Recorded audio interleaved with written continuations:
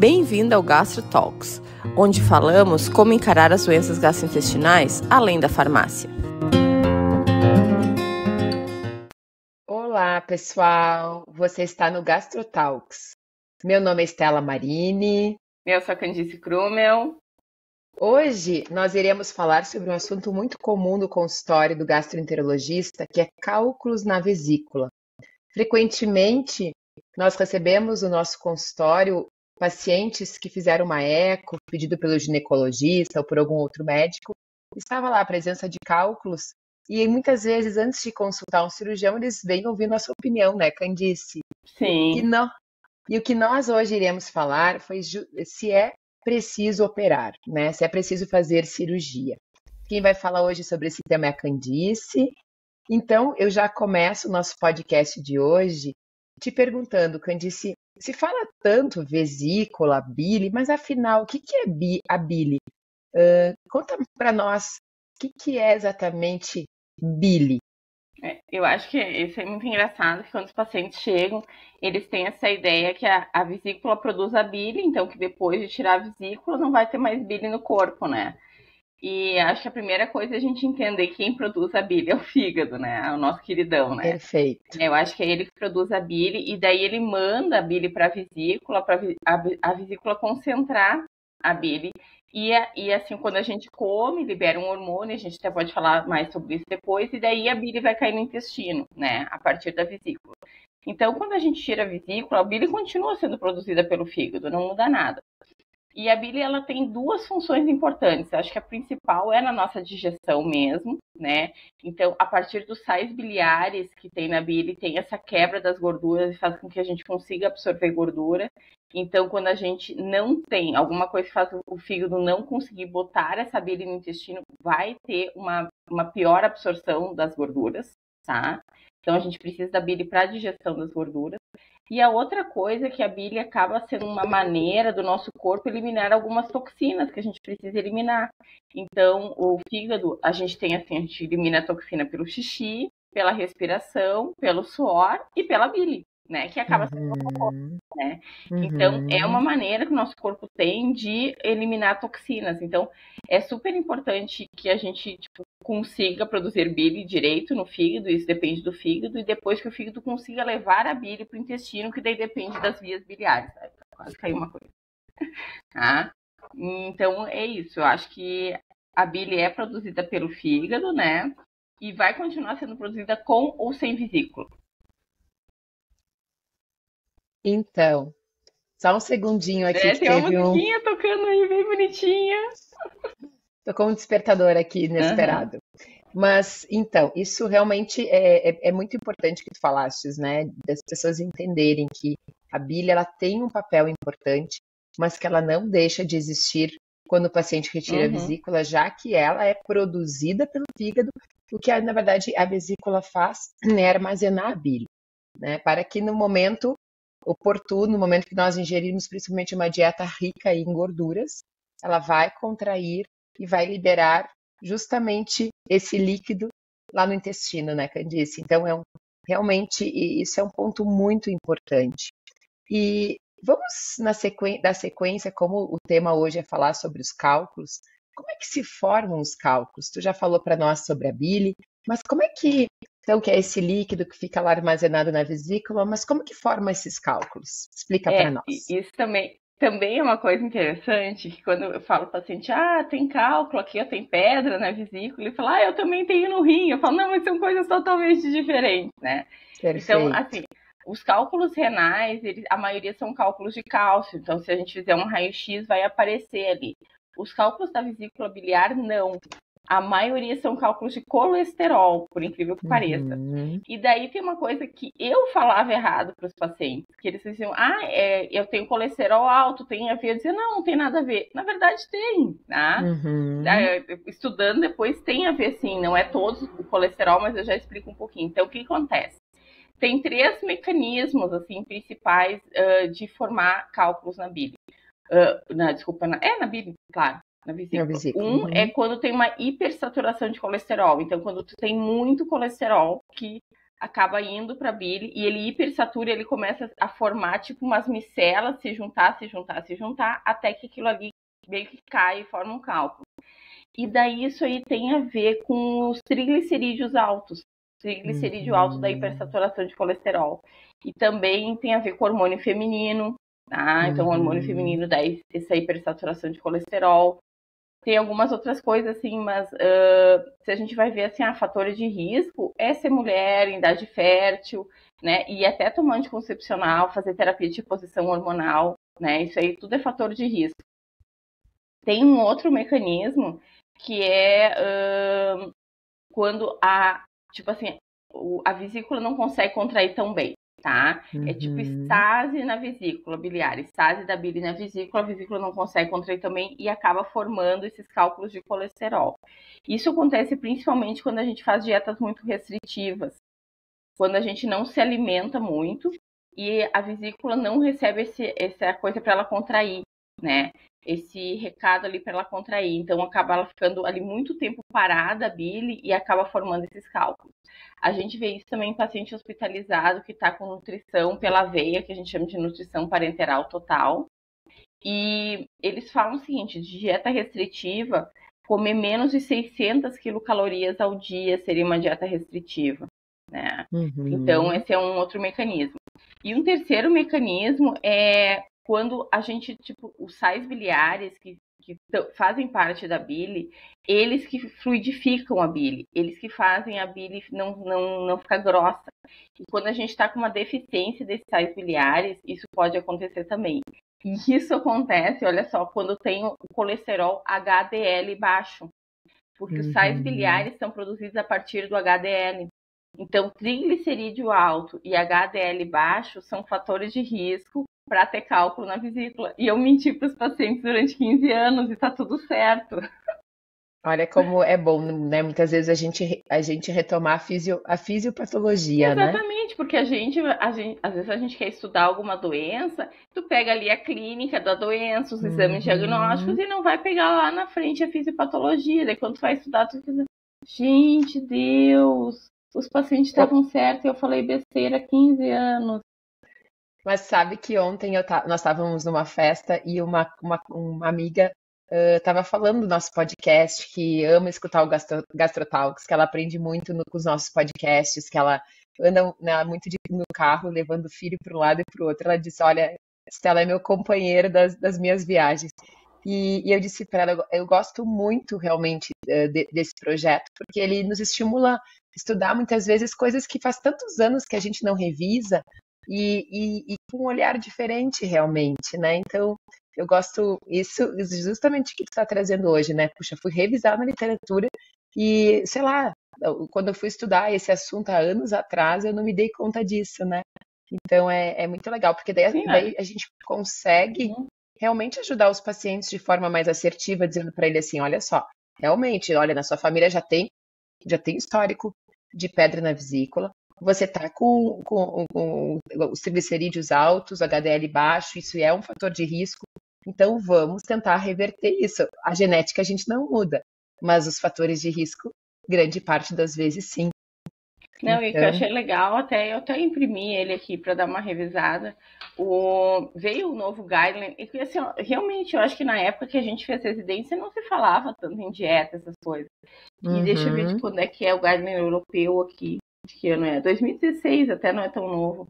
Mas ele fala de tipo prevenção, dieta com bastante fibra, porque na verdade assim, essa dieta em fibra ajuda a circulação da bile, que assim, quando a gente come, a bile é liberada, só que esses sais biliares, eles são importantes assim, e eles são difíceis de fazer, então o nosso corpo reabsorve os sais biliares e manda para o fígado de novo. Isso se chama circulação enterohepática. E daí, as fibras ajudam essa reabsorção. Então, tu comer bastante fibra é prevenção para cálculo na vesícula biliar. Olha, mais um benefício. Você legal, sabe que né? É legal, né, guria? Muito. Olha o benefício mais um benefício das fibras na nossa alimentação. Nos podcasts anteriores, nós várias vezes falamos da importância da alimentação rica em fibras, e a gente sabe que uma alimentação rica em fibras é em torno de 25 a 30 gramas de fibra por dia. E não é muito simples atingir esse número, né? Então, realmente, a gente precisa, muitas vezes, de orientação do médico, do nutricionista, para a gente conseguir consumir a quantidade, pelo menos mínima, de fibras. Mas vejam o benefício da fibra, que vai muito além. Durante muito tempo eu achava que nós tínhamos que nos preocupar com fibra diante de um paciente constipado. Sim. Hoje a gente entende que a fibra tem benefício na constipação, sim, mas também tem benefício para os pacientes que estão com uma suspeita de desbiose. Eu usei antibiótico, meu intestino está todo desorganizado, muitas vezes eu preciso nutrir melhor essa minha microbiota.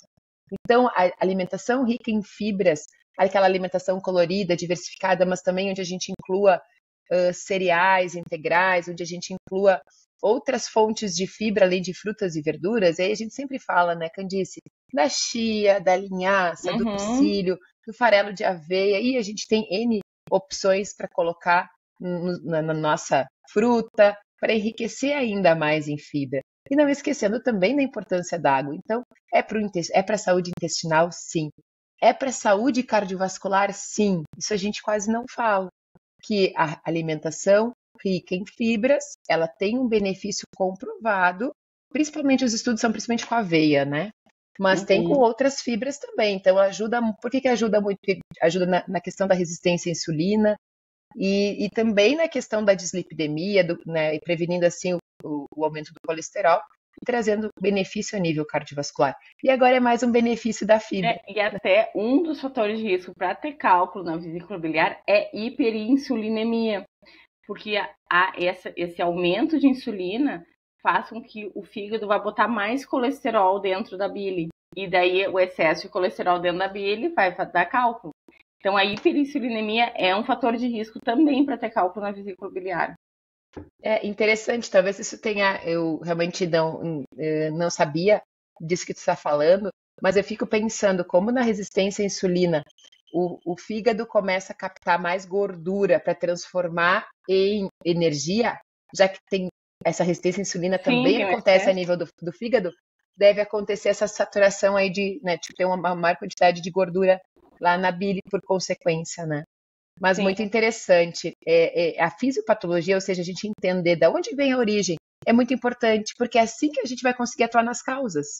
Quando a gente conhece a fundo de onde vem aquele problema, de onde vem o cálculo na vesícula, de onde vem a constipação, de onde vem o refluxo.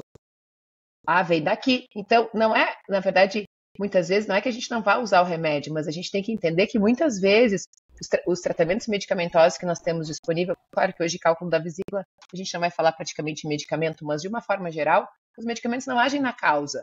Então, por isso que a gente não consegue realmente reverter. Então, isso eu digo que é um dos propósitos aqui do nosso podcast, ajudar vocês a entender de onde veio. O que eu posso fazer no meu dia a dia. Na medicina, quando a gente não sabe o que causa uma doença, a gente não tem tratamento bom para ela também. Então, a gente vê assim, eles falam assim, nós temos hipóteses, normalmente os tratamentos são ruins, né? Normalmente. Exatamente. E em relação, então, nós já falamos o que é bile, como é que os cálculos se formam, tu já falaste um pouquinho dos fatores de risco, e eu gostaria aqui de reforçar que nós temos, né, os 4 Fs, né, que a gente fala. Acho que é 5, guria. 5 Fs, tá certo. Estava pensando se era 4 ou 5. Então, tu já falou que é do sexo feminino, o primeiro F. Homens. Que acima de 40 anos, então forte, né? Então, pessoas acima de 40 anos têm mais risco.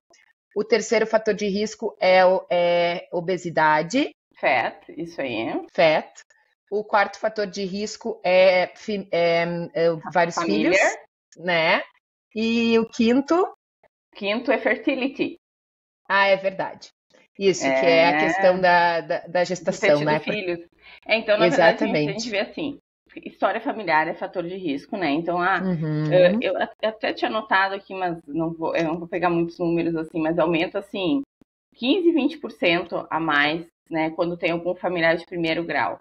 Daí nós mulheres, a gente tem quase 2 vezes mais que os homens, tá?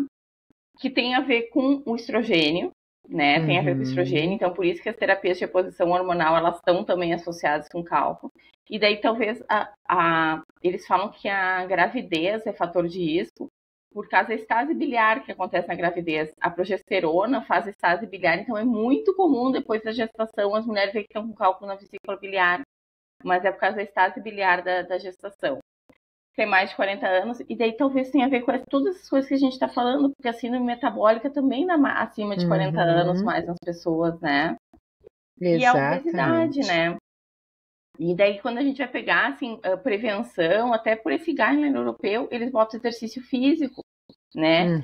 O exercício físico é também, assim, a dieta, né? Que a gente já falou, com bastante fibra, com pouca gordura saturada na dieta e exercício físico como prevenção. Ufa, tô no caminho, né? Minha família, meu pai e minha mãe, os dois já tiraram a vesícula. Sério? Não tem ninguém, E guria. na minha família tem, olha, várias pessoas, tios, enfim. Mas eu não tô, minha vesícula tá limpíssima, não tem nada. Acho que deve ser por causa da atividade física e da minha dieta, alimentação.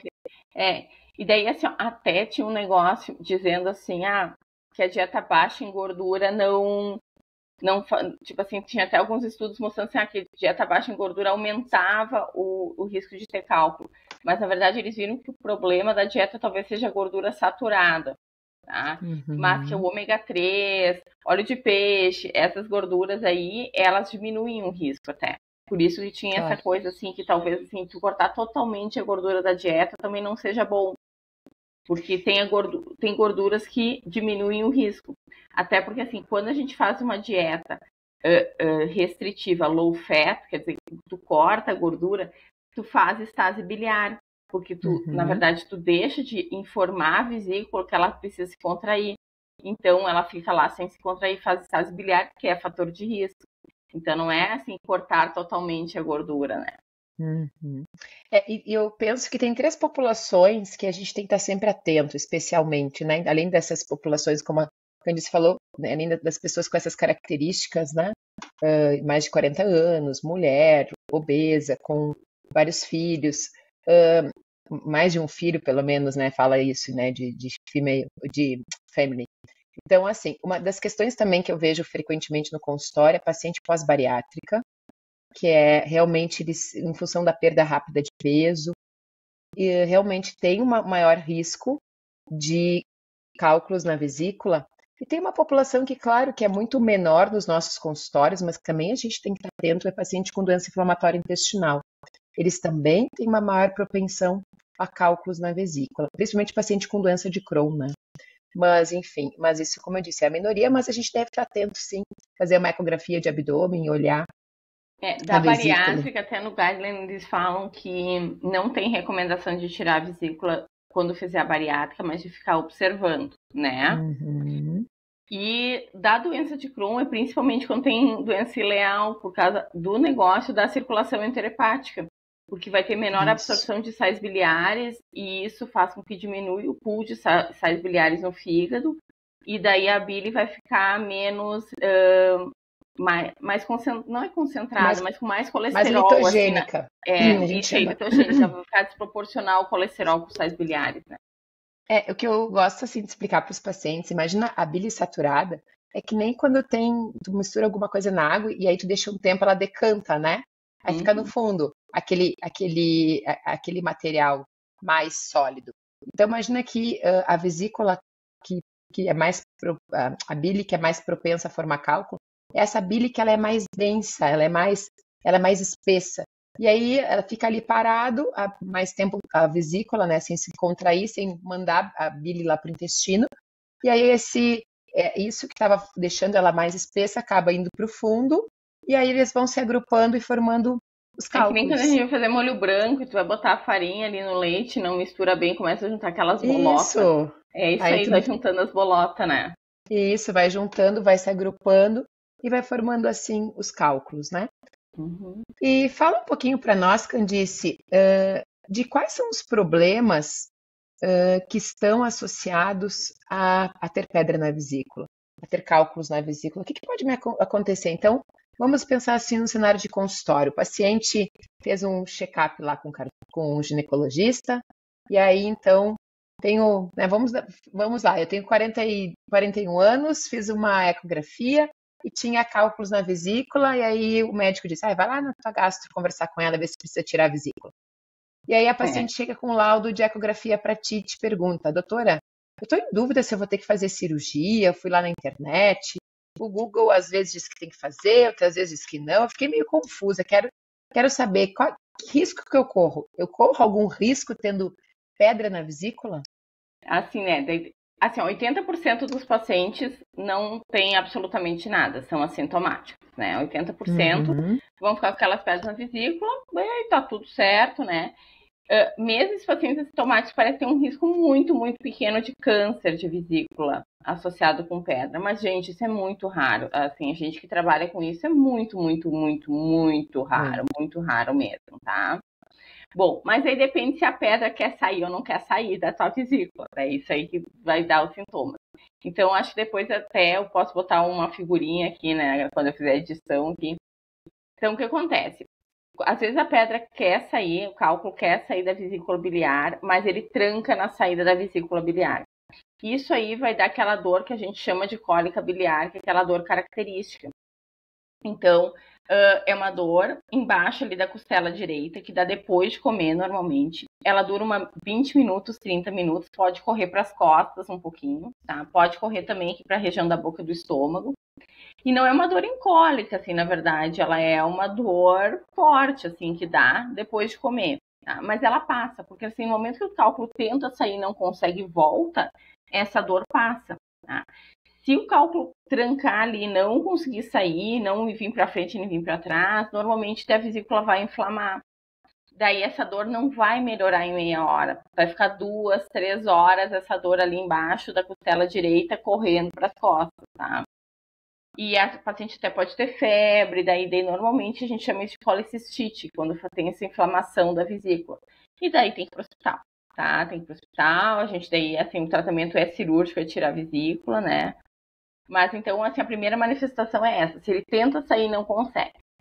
Se ele consegue sair, cai no canal da bile, tá? Que a gente chama de colédoco, ele pode trancar no colédoco, e daí a pessoa vai ter uma dor muito forte também, tá? E vai ficar amarela. Né? Vai ficar amarela, o xixi vai ficar escuro, vai ficar tipo um chá escuro, assim, chá preto, assim, fica escuro. Até falando pra gente cor de Coca-Cola, que eu acho que não tem nada a ver, né? Mas, então, se ela trancar no canal da bile, no colédoco, a pessoa fica amarela e tem uma dor muito forte também, na maioria das vezes, né? E pode descer mais, e o problema é que esse canal da vesícula, o colédoco, o canal que sai da vesícula ali, vai do tubo cístico, liga com o do fígado e vai para o colédoco, ele passa dentro do pâncreas.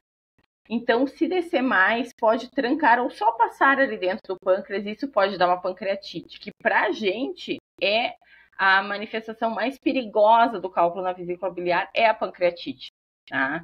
Porque a pancreatite, quando ela é grave, ela ainda tem uma mortalidade alta. Então, o que nos preocupa é o paciente fazer pancreatite. Trancou o cálculo no colédoco, a gente dá um jeito de tirar. Tá com infecção, a gente trata. O que preocupa mesmo é a pancreatite, porque às vezes pancreatite grave faz aquelas respostas inflamatórias sistêmicas que nós médicos, a gente quer só mais ou menos observando e tentando manter o paciente vivo até o corpo dele melhorar, né? Perfeito. Tem, assim, outras manifestações, acho que eu até imprimi aqui um estudo que eles fizeram, que eles botaram aqui, ó, a dor é 70% do paciente, náusea 50%, né? Mas eu acho que a náusea junto com a dor, a náusea só por náusea eu acho muito difícil, né? Daí vômito 30%, dor ali no estômago, na verdade, é também 30%, e daí as outras coisas são mais raras, né? Perfeito. Tem uma questão que eu acho sempre importante de tu pontuares, que é assim, geralmente o paciente, o que desencadeia a crise é justamente aquela alimentação mais rica em gordura. Geralmente o paciente conta assim, doutora, eu estava no churrasco, e aí eu comi o churrasco e daqui a pouco começou aquela dor, né? Então, justamente a gente sabe que quando a gente consome uma alimentação rica em gordura, a gente já falou isso no episódio 5, na verdade a digestão, ela é principalmente das gorduras lá no intestino delgado e depende da bile.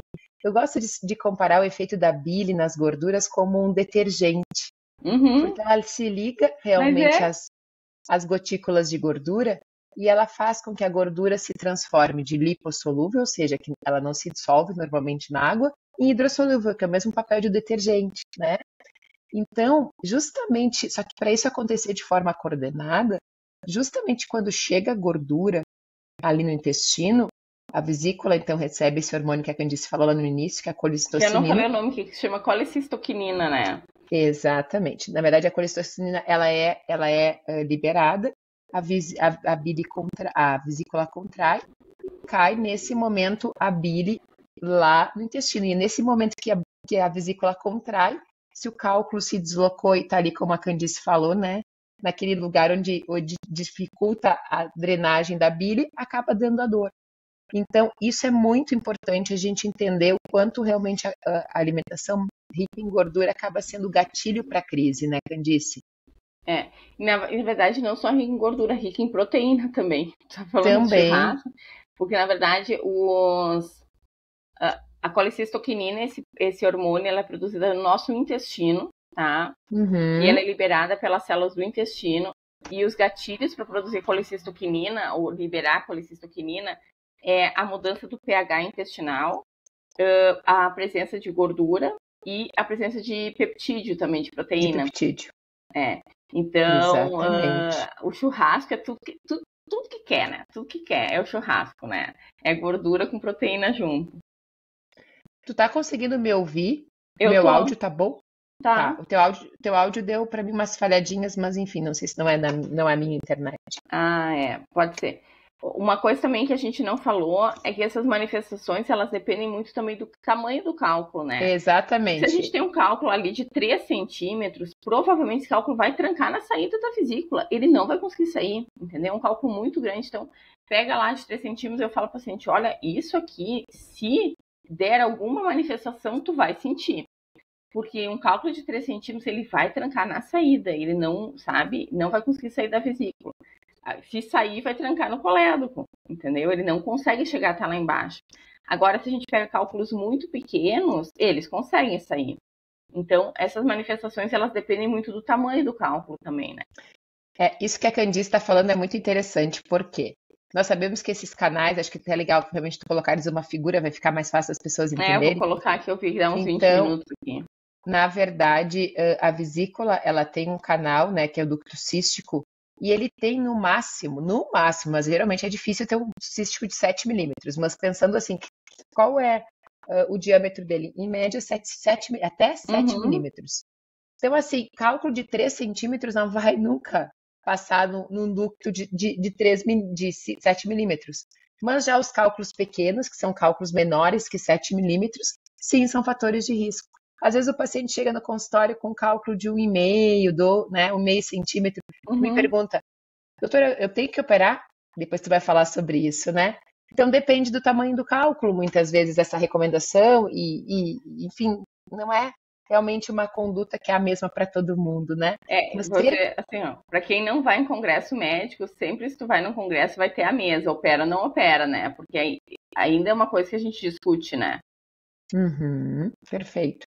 Mas realmente é importante essa tua colocação, que realmente os cálculos menores, que a gente chama de microcálculo, eles podem causar complicações mais graves pelo fato de se poderem deslocar, obstruir o canal da bile, né, o canal que vem na sequência, sai, né, o cístico, vai se unir com os canaizinhos que estão vindo lá do fígado e vai formar o colédoco. Então, ele pode obstruir tanto ali no colédoco, nesse canal maior, quanto também provocar pancreatite. Diferente dos cálculos maiores, que às vezes as pessoas pensam, mas é pequenininho, então não faz nada. Muito pelo contrário. Eu também tenho muito mais medo do pequeno do que do grande, né? Exatamente. Candice, e agora vamos já entrando para o tratamento? Fala para nós. Então, eu sou lá tua paciente, vim consultar contigo para tirar uma dúvida se eu tenho que operar ou não a vesícula.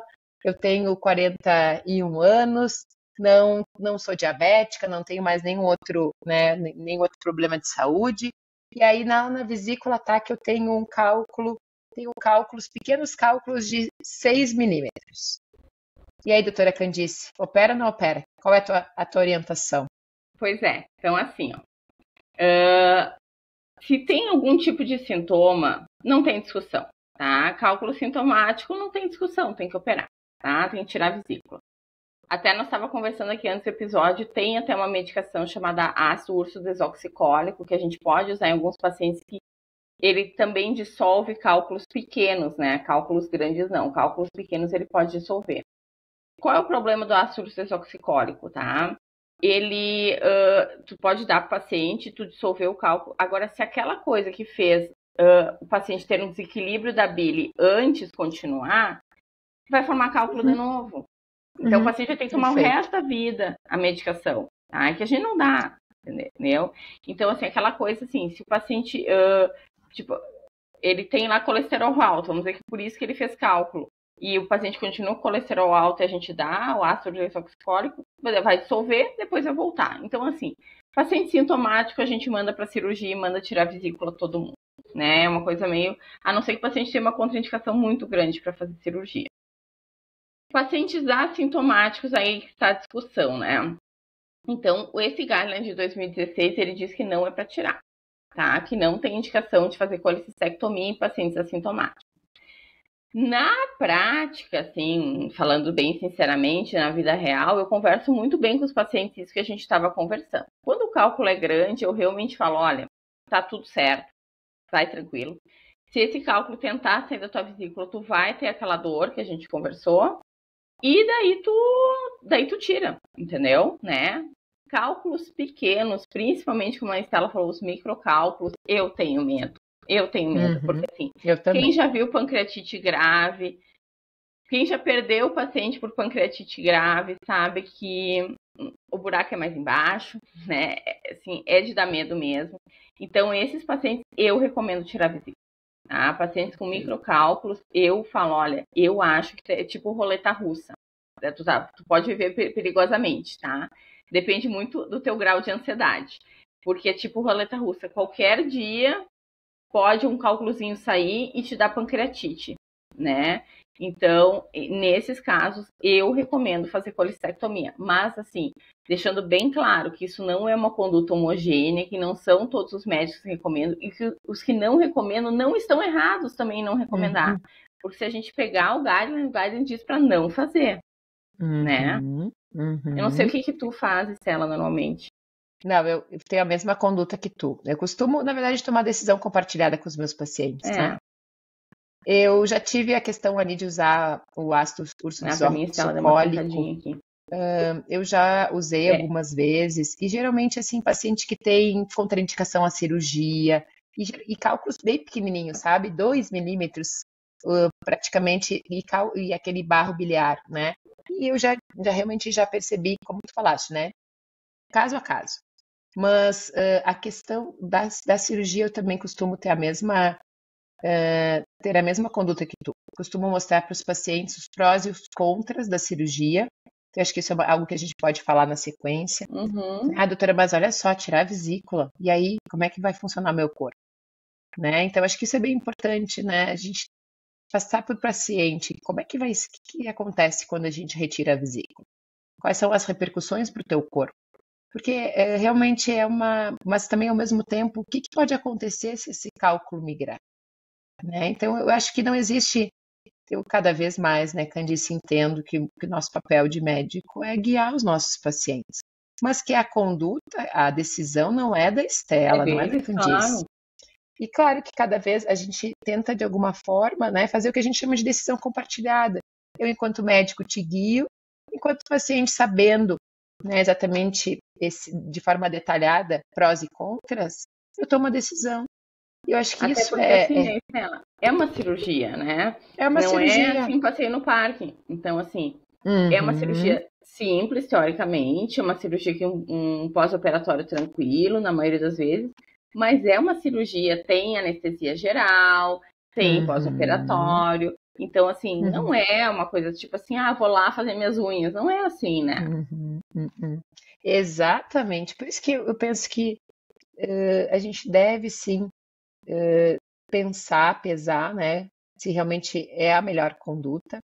E também, mas tem algumas populações que, segundo os estudos, elas têm um maior risco de complicação, tipo paciente diabético, né? Nós temos que realmente, se o paciente diabético, não só se a pedra se desloca do canal, mas eles têm um risco maior de fazer colicistite, que é quando a vesícula inflama, né?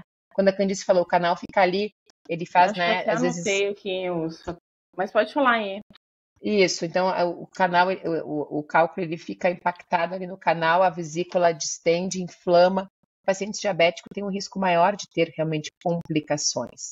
Então, Aqui, é ó. uma população. Pode Pacientes com mais de 70 anos falar. que diabéticos e que chegam com frequência cardíaca alta e sinais no exame de sangue que a gente chama de leucocitose, que é sinais de infecção, assim, né?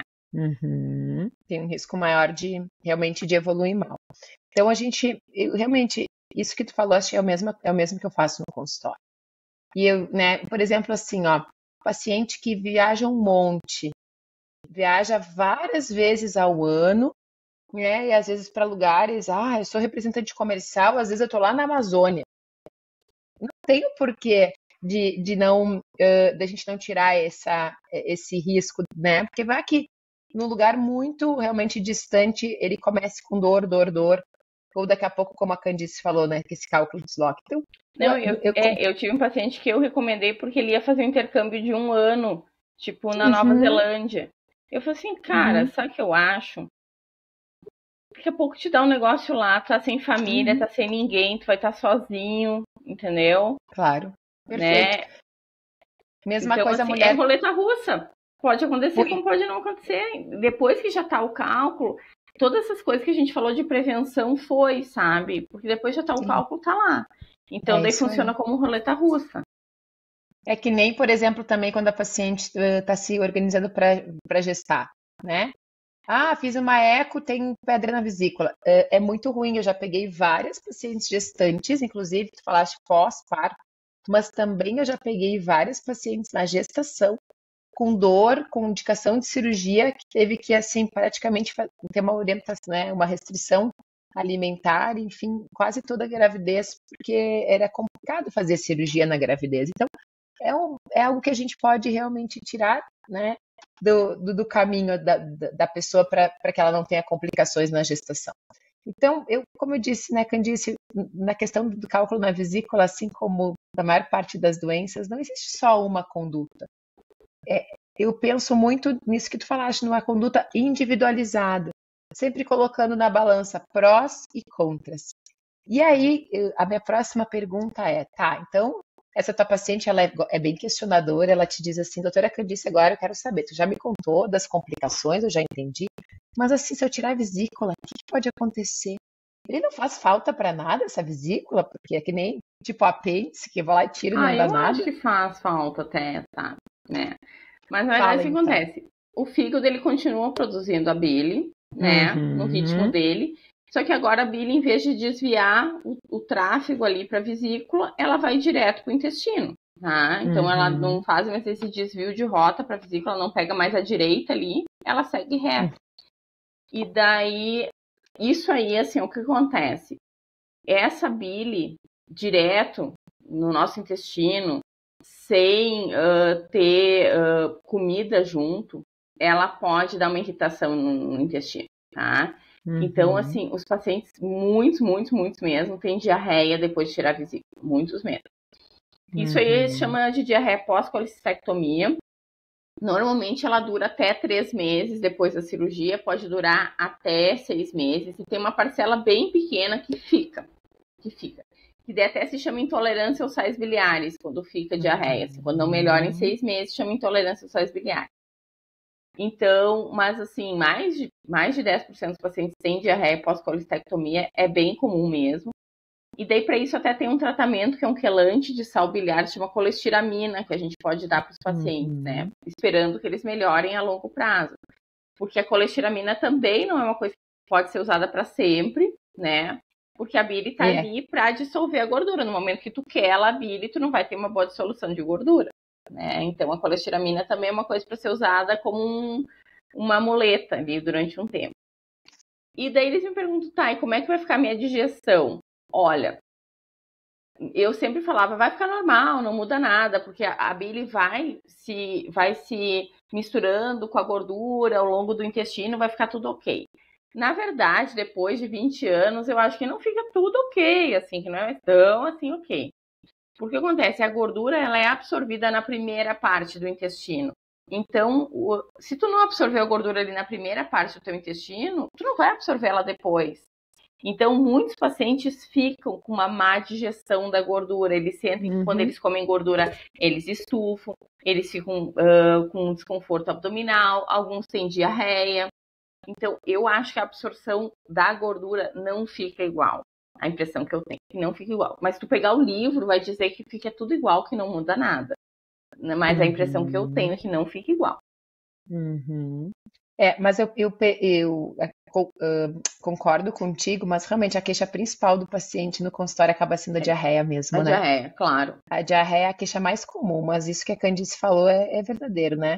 Os pacientes às vezes têm aquela sensação de estufamento depois que consomem determinados alimentos. E quando o paciente tem realmente a queixa de diarreia pós-colestectomia, eu costumo sugerir que tente reduzir o consumo de gordura, de proteína, né? Justamente para tentar diminuir esse estímulo. Porque a gente sabe que realmente é isso que acaba sendo o gatilho, né, para causar a diarreia. E a colestiramina eu indico em algumas situações, mas como a Candice falou, né, não todos os dias. Então, assim, eu vou viajar de avião, eu sei que a comida do avião é aquela comida gordurosa e não tem outra opção. E aí, aqueles banheiros de avião é bem complicado. Então, essa é uma condição que frequentemente eu digo para os pacientes, leva os envelopes de colestiramina e na hora da refeição ali tu toma. Ou algumas outras situações, tipo, vou realmente ir numa festa, vou comer muita gordura, e aí o paciente tem diarreia, né, já sabe que depois que tira a vesícula realmente tem uma propensão à diarreia. Mas assim, não é algo que a gente use todos os dias. Eu digo que é uma carta na manga, né? Para algumas situações na especiais. verdade, na maioria das vezes, só a gente falava para os pacientes, olha, da retirada da vesícula. Isso! Vai na tranquilidade. É que tem gente que realmente fica com 15, 16, 17 evacuações por dia. Bom, daí sim, né? Tu não tem vida, né? Ficar só no banheiro. Agora, a maioria dos pacientes tem 5, 6, 7 evacuações por dia. E daí, assim, só a orientação mesmo, dizer assim, olha, vai passar, a maioria passa, então vamos na fé que vai passar, entendeu? E realmente, ali 1, 2 meses, 3 meses depois passa, né? Na maioria dos casos, né? Exatamente, e aí eventualmente eles têm diarreia nesses dias assim, tipo, churrascada, quando come realmente... Isso que eu falei, a digestão da gordura, eu sinto que ela não fica igual, não fica igual. Porque, na verdade, antes a gordura chegou no intestino e levou um banho de bile. Agora a gordura vai se misturando com a bile ao longo do intestino. E depois que passou aquela primeira porção do intestino delgado, não tem mais absorção de gordura. Então ela pode continuar se misturando com a bile e não vai dar nada, entendeu? Quando a pessoa tem a vesícula, na verdade, esse movimento ele é coordenado, né? Tem lá, o intestino libera a colecistocinina e daí vai contrair a bile e vai justamente no momento quando estiver passando as gotículas de gordura ali no intestino delgado, ela já vai estar caindo e esse detergente já vai estar se misturando, né? Então é bem isso que tu falaste. Mas como eu disse, né? Como nós falamos anteriormente, sempre temos que pesar risco-benefício e eu digo que isso é só mais um exemplo, né? Do quanto a decisão compartilhada, do quanto nós conhecermos, né? Os prós e contras fazem diferença, sim. Esse propósito maior da gente cuidar cada vez melhor dos nossos pacientes e as pessoas cuidarem cada vez melhor da sua saúde. Candice, tem mais alguma questão que tu gostaria de falar antes de nós encerrarmos? Assim, sim, na verdade, a cirurgia, né? A pessoa até fala que é por laser, na verdade não é por laser, é por vídeo, né? Hoje em dia está recomendado fazer cirurgia por vídeo, né? Então, às vezes, eventualmente, a gente se faz aberta, mas aberta tem muito mais complicação, né? E a recuperação é muito pior do que a por vídeo. É uma cirurgia tranquila, mas só para lembrar que é cirurgia. Vai fazer cicatriz interna, vai fazer aderência, né? Então é cirurgia, não é, como eu falei para vocês, não é vou lá fazer tal coisa e tá tudo certo, né? E uma coisa que eu esqueci de falar de prevenção, que eu não sabia, que eu fiquei sabendo agora, que eu dei essa estudada pro podcast, que a vitamina C, ela pode ser usada para prevenção de cálculo na vesícula biliar. Então, talvez o paciente faz bariátrica, seria legal, né? Depois fazer, talvez, durante um tempo, uma suplementação de vitamina C, que diminui cálculo na vesícula. Legal, né? Olha, interessante. Ou colocar mais frutas É que às vezes no pós-bariátrico tu não pode comer muita coisa, não né, consegue, né? não consegue, só um né? suquinho de laranja mesmo. Vai só o suquinho. Ótimo. Ai, tu ficou muda. Eu não tô te ouvindo. Ué?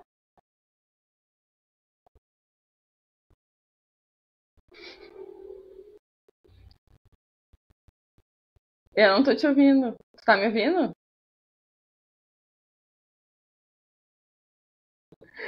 Eu vou encerrar então, tá?